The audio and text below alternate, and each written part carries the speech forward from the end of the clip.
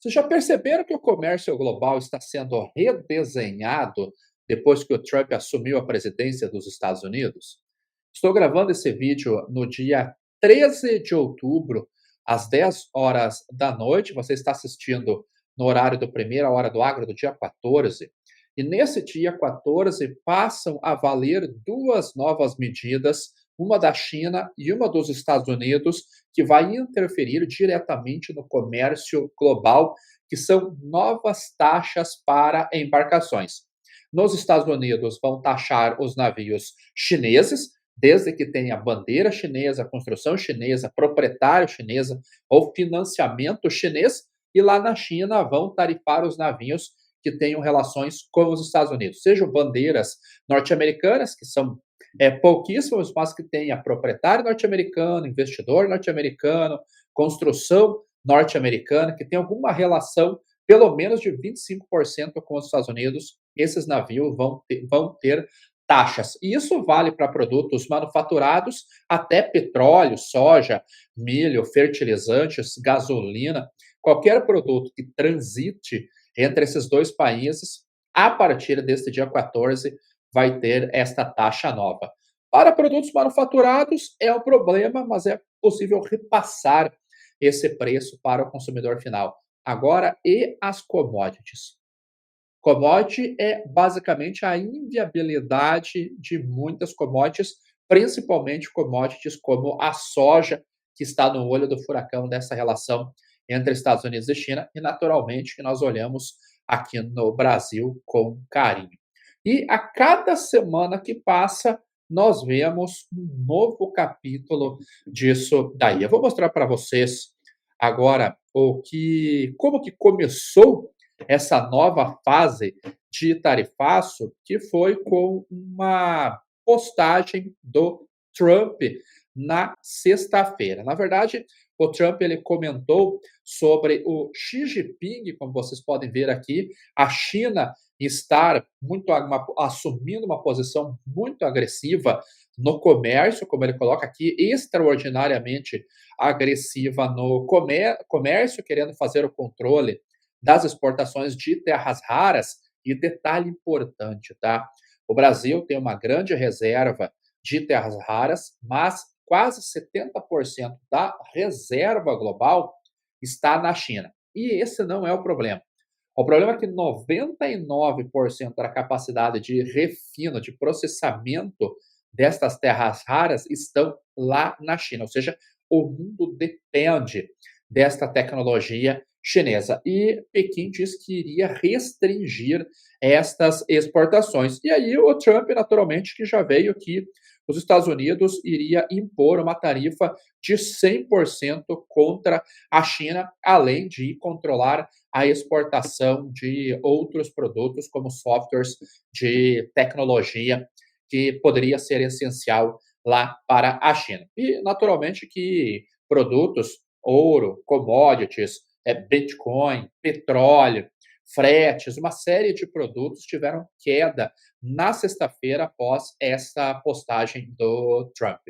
E nesse mesmo dia foi quando surgiram os comentários sobre essas tarifas com relação aos navios, tarifas que podem chegar até $50 por tonelada, e já já eu mostro para vocês o impacto disso no mercado de commodities.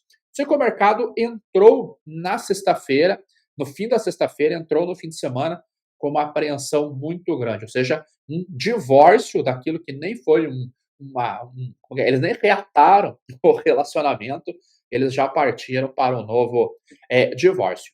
Só que aí, no sábado, o Trump fez uma outra postagem onde ele diz que nós não devemos nos preocupar com a China. Cadê aqui? Great job. Foi 2 dias atrás. Só um segundinho que eu já acho aqui na rede social dele. 3 dias, acho que foi há um dia então. Vamos lá, Chuck, great job. I am pleased, the Biden FBI pleased. Cadê? Aqui, ó. Não se preocupem, don't worry about China, não se preocupem com a China. O presidente Xi Jinping só teve um mau momento e nós não queremos que o país entre em uma depressão e os Estados Unidos está para ajudar. E como eu mostrei no programa de ontem, isso foi o suficiente para trazer um movimento de alta para vários ativos. A soja subiu um pouco menos, porque nós temos que ver o que vai acontecer. A princípio, a reunião entre os dois ainda está mantida, pelo menos até segunda ordem. Mas já vimos uma recuperação no ouro, que veio renovando máximas históricas, Bitcoin recuperou, petróleo recuperou, milho recuperou. Então, houve uma recuperação em vários ativos de risco, principalmente os futuros de commodities que estão relacionados a essa guerra. Agora nós vamos ver amanhã o que é que vai acontecer. Por quê? Porque de acordo com essa matéria que eu vou mostrar para vocês agora, assim que eu encontrar ela, só um segundinho, porque gravar só com um notebook não é fácil. Então, cadê a notícia aqui? Deixa eu fazer o seguinte. Eu vou colocar a tela inteira e aí eu compartilho com vocês a tela inteira, que é essa notícia aqui, que a partir de amanhã nós teremos estas taxas entre os dois países. Se realmente estas taxas elas entrarem em vigência, nós teremos um grande problema entre Estados Unidos e China. Por quê? Eu vou trazer uma planilha de Excel para vocês, só para dar um exemplo bem simples de como que funciona. E eu vou usar uma soja como exemplo e vou usar talvez um produto manufaturado, tá? Quando nós falamos de formação de preços, deixa eu trazer o layout aqui, ó. Quando nós falamos de preço de uma commodity, nós temos a seguinte situação. Vamos usar aqui o contrato futuro da CBOT, vamos colocar a 10 e 20 a cotação. Espera aí, deixa eu fazer só um layout aqui. Quem sabe faz ao vivo, então por isso que a gente tem chance de errar, tá? Layout. Um prêmio.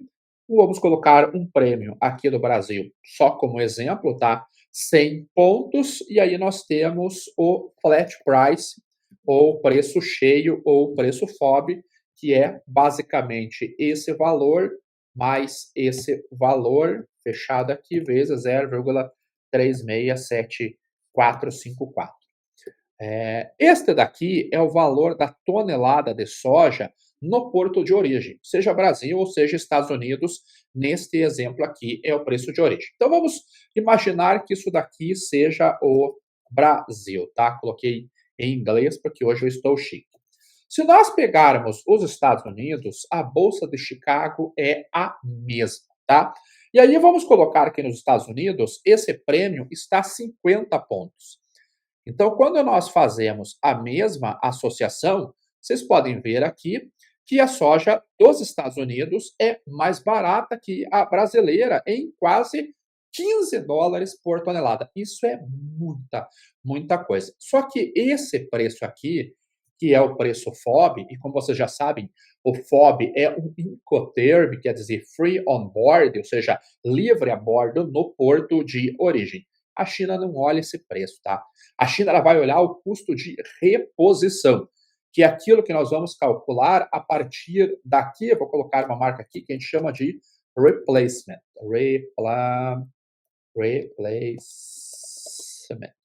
Replacement. Que vai ter o quê? Vai ter o frete marítimo, tá? E a nacionalização lá.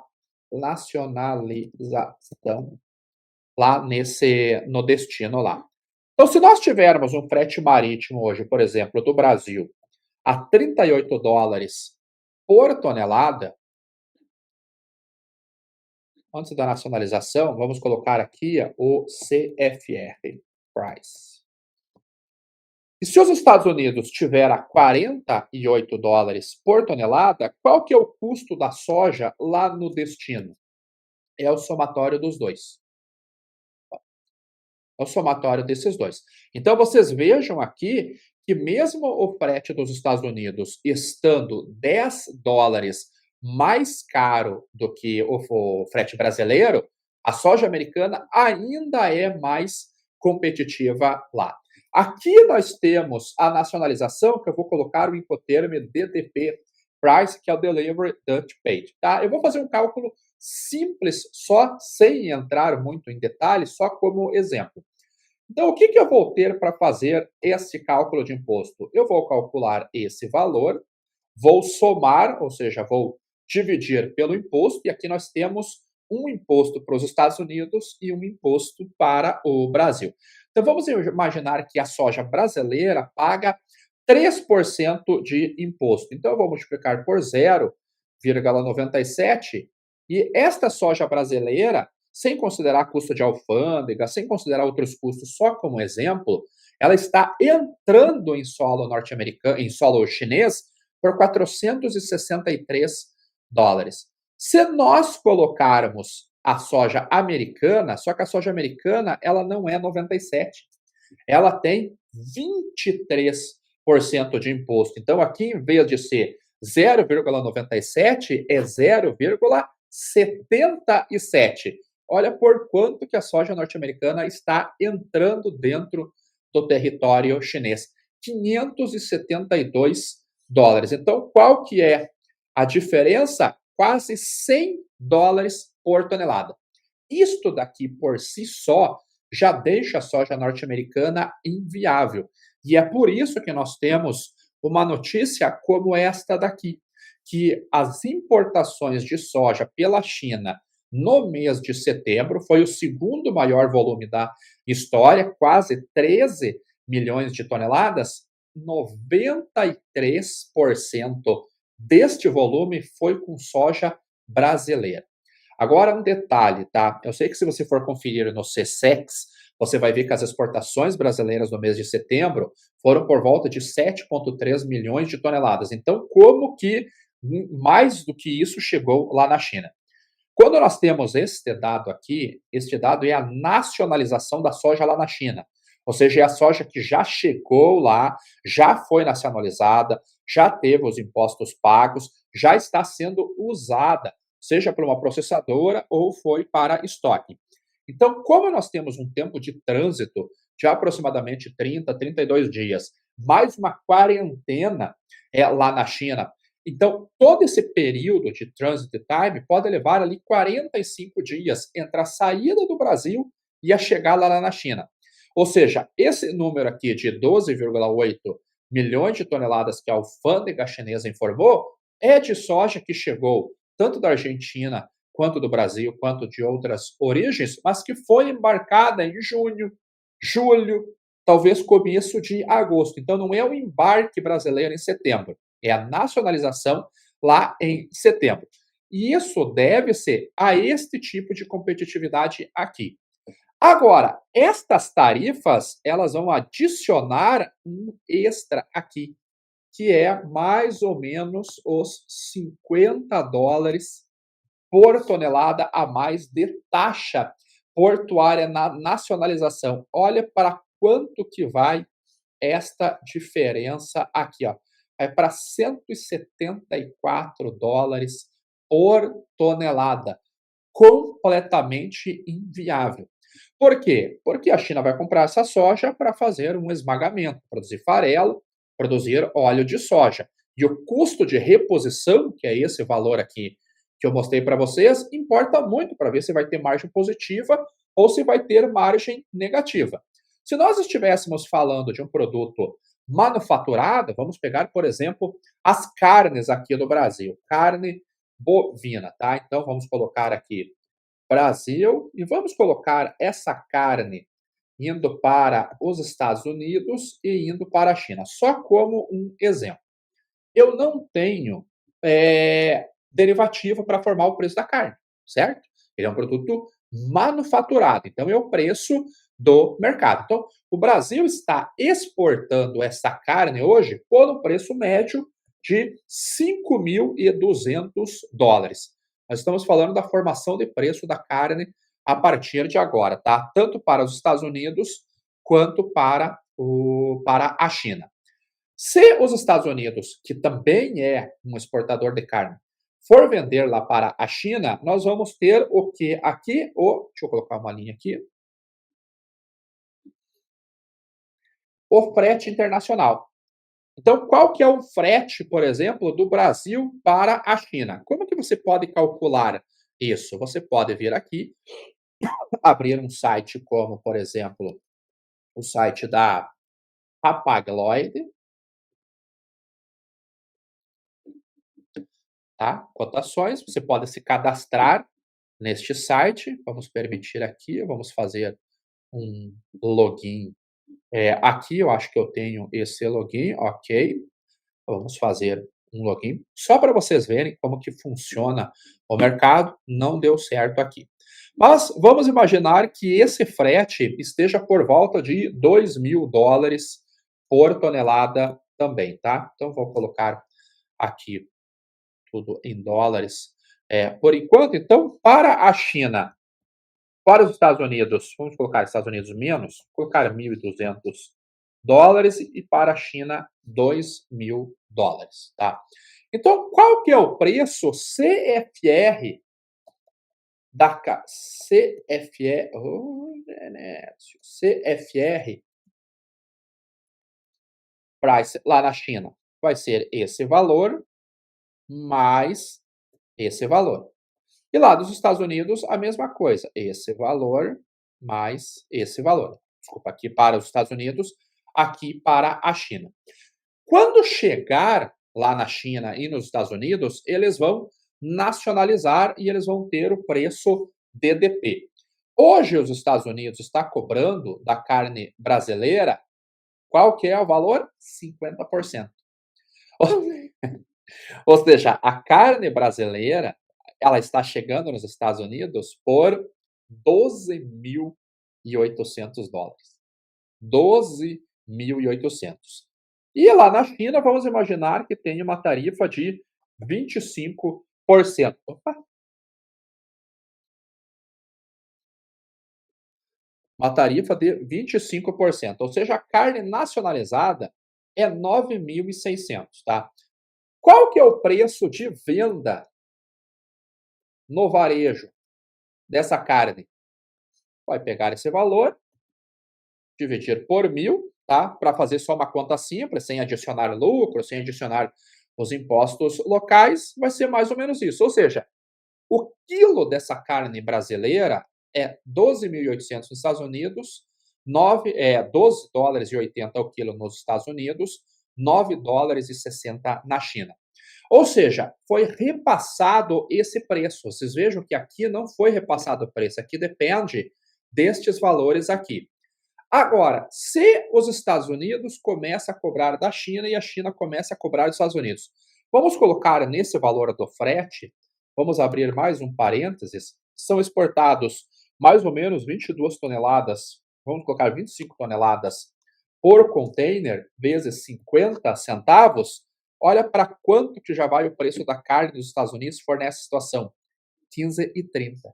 Se nós fazemos o mesmo exemplo, 25 vezes 50. Olha para quanto que vai a carne para o cidadão chinês, 11,20. Ou seja, aqui eu posso atuar como a markup, eu posso fazer a formação de preço, enquanto que da commodity eu não posso fazer a formação de preço. Agora, qual que é o preço aqui no Brasil? Voltando para o interior. Se eu tenho essa cotação da soja, esses são os valores para exportação, vamos marcar aqui, vamos pintar de amarelinho. Esses são os valores para exportação. Como que funciona no mercado doméstico nosso aqui? Então, fazendo o cálculo pelo PPE, que é o preço de paridade de exportação. Qual que é o preço FOB que nós temos, que é o nosso preço, o nosso flat price? É esse mais esse multiplicado por esse valor. Só que aqui eu tenho preço dentro do navio. Então eu vou tirar do navio, opa, que a primeira despesa que eu vou deduzir é o FOBs. Vamos colocar $9 por tonelada. E aqui não faz diferença o destino. Aqui não faz diferença o destino. Depois do FOBs, eu vou ter a soja no Incoterm FAS, Free Alongside Ship, tá? Free Alongside Ship, que é esse valor menos esse valor, tá? Mesma coisa para os Estados Unidos. Se eu deduzir daí as despesas do meu frete interno, inland, freight, vamos colocar agora ele em reais, vamos colocar aqui R$ 400, R$ 400. A linha é a mesma, tá? Eu estou fazendo para vocês verem que não tem uma alteração. E vamos imaginar que o meu dólar hoje esteja 5,40. Então, qual que é o valor lá? 5,40. Qual que é o valor desta soja? A gente chama de ex-works, EXW. Alguns de vocês vão chamar isso FOB, tá? Na fazenda. Pelas regras do comércio exterior não é certo, mas não sou eu que vou ditar essa regra. Então, qual que é a conta? Esse valor vezes a taxa de câmbio menos o frete. Então, para vocês verem de novo, é igual a esse valor vezes a taxa de câmbio menos o valor do frete. Este daqui é o valor em reais da tonelada. Para eu ter o valor em reais por saca, é só eu pegar esse valor vezes 0,06 e eu tenho o valor em reais. Ou seja, nesta localidade, eu tenho a soja pelo a 106 a 100 reais. Vocês acham que numa região, por exemplo, como eu estou aqui em Sinop, você consegue comprar soja, tradear soja a 106 reais? Não consegue. Aqui a turma está pedindo 110, 115, 120 reais quase, então 106 não sai. Isso aconteceu o ano inteiro no Brasil, travou o mercado. E agora, no mercado de carnes, porque se está sendo exportado a 5.200 dólares a tonelada da carne, vamos colocar aqui Brasil a 5.200, qual que é a conta que eu faço? Primeiro, esse é o valor FOB, é dentro do container, dentro do navio, carne desossada. Então, a primeira coisa que eu posso fazer aqui é diminuir para 0,2, que é, vou tirar esse 0,2, que é o que? É a quebra do osso. Porque eu compro o boi de inteiro e eu vou vender a carne desossada. Ou seja, na minha quebra, na minha desossa de... Nossa Senhora, tchê. Na minha desossa, eu já tenho esse valor. Então, qual que seria o valor net aqui? Mais ou menos esse valor menos esse valor. Esse é o valor que a gente começa a usar para fazer o cálculo. Quanto que é isso em reais? Esse valor, cadê aqui? Vezes a nossa taxa de câmbio. R$ 22.000, o quê? A tonelada. Se eu pegar isso e dividir por 1.000, eu começo a ter R$ 22 vezes o quilo. Se eu multiplicar por esse vezes 15, eu tenho R$ 336 a arroba. Numa conta simples, besta é essa. Só que tem outro detalhe antes disso, tá? Se eu estou falando do Incoterm FOB e eu estou falando de um boi originado lá no interior, vamos pegar um dos maiores frigoríficos que nós temos aqui no Brasil, que é Mozarlândia, tá? Fica mais ou menos a 1.200 quilômetros do porto. Então, se eu pego 1.200 vezes 0,22, que é o valor do frete, eu vou ter um frete de mais ou menos R$ 264 por tonelada. Então, esse valor menos esse valor, 22. Esse valor divididos por 1.000, 22 o quilo. Esse valor vezes 15 da arroba, R$ 333 a arroba. Quanto que está sendo praticado o preço da arroba nessa região de Mozarlândia? Talvez uns 300, talvez uns 305 reais a arroba.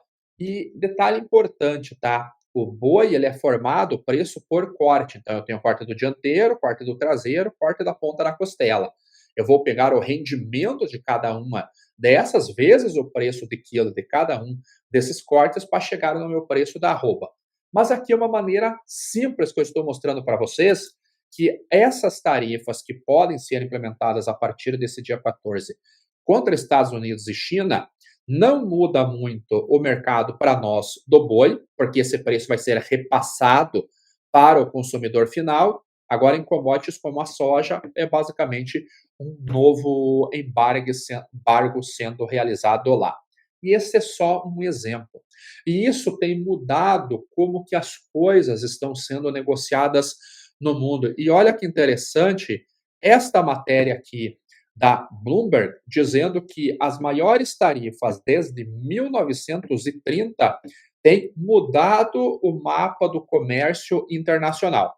E ele traz um gráfico bem interessante aqui, deixa eu trazer um zoom para vocês, que é as mudanças entre o ano de 2024, que são essas barras pretas, com esse ano atual.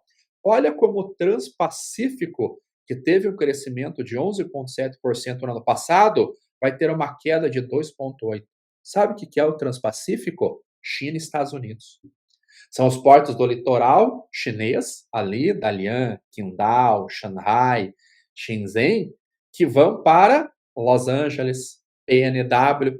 Olha a queda, 2,8%. Olha a América Latina como também está registrando uma queda, e isso talvez deva-se ao Brasil, já que as exportações do Brasil para os Estados Unidos caíram 20%, então nós vamos ter uma queda no crescimento no mundo, nós vamos ter uma queda, uma desaceleração. Você veja que não é uma queda, mas é uma desaceleração. Agora, olha o que eu chamo a atenção, olha a África. Claro que é um volume pago muito baixo, mas olha o crescimento da África. Olha como a intra-Ásia, ele tem uma desaceleração. Por quê? Porque os países estão fazendo negócios entre eles. Essa matéria é bem bacana, porque ela fala sobre vários países que estão buscando novas alternativas às tarifas do Trump. Então, isso tem realmente mudado como que as coisas têm sido feitas no mundo. Então, aquilo que no passado nós olhávamos só, olhando para a agricultura, só se vai chover, se eu vou ter oferta boa.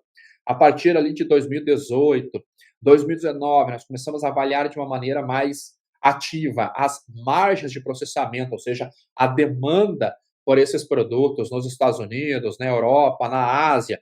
E aí começamos a nos preocupar com o ESG, com a lei politicamente, ambientalmente correta, certificação, e estamos com isso ativo ainda. Agora, na balança, entrou mais um ponto, que é a geopolítica.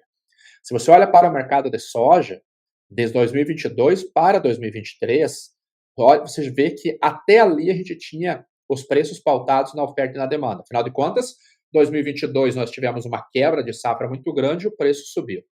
2023 nós tivemos uma super oferta, o preço caiu. Em 24 a geopolítica começa a entrar em cena. Aí nós tivemos quebra de safra, preços em queda. E esse ano nós tivemos uma safra recorde no Brasil e preços em alta. O que espera? O que nós podemos esperar para 2025? E não é só isso, olha o petróleo está na bacia das almas, sobre oferta, mesmo com uma sanção um dos principais players, que é a Rússia. E aí nós vemos que no mercado de petróleo, talvez seja um dos mercados mais ativos da desdolarização da economia, já que a China tem comprado petróleo russo pagando na moeda deles, a Índia recentemente anunciou que está comprando petróleo russo pagando em rúpias, é um processo de desdolarização. E aí nós vemos por que o ouro está subindo, como eu falei no vídeo, por que a prata também está subindo, também acompanhando o ouro. Então nós temos ali basicamente uma mudança na forma que as coisas estão sendo feitas no mundo, tá bom? Então, vamos aguardar esse dia 14, vamos ver se realmente vai ser confirmado as tarifas portuárias tanto na China quanto nos Estados Unidos e a partir daí acompanhar as cenas dos próximos capítulos, tá? Não esqueça de curtir esse vídeo, comentar esse vídeo, o que vocês acharam, e eu aguardo vocês, eu espero vocês num próximo vídeo.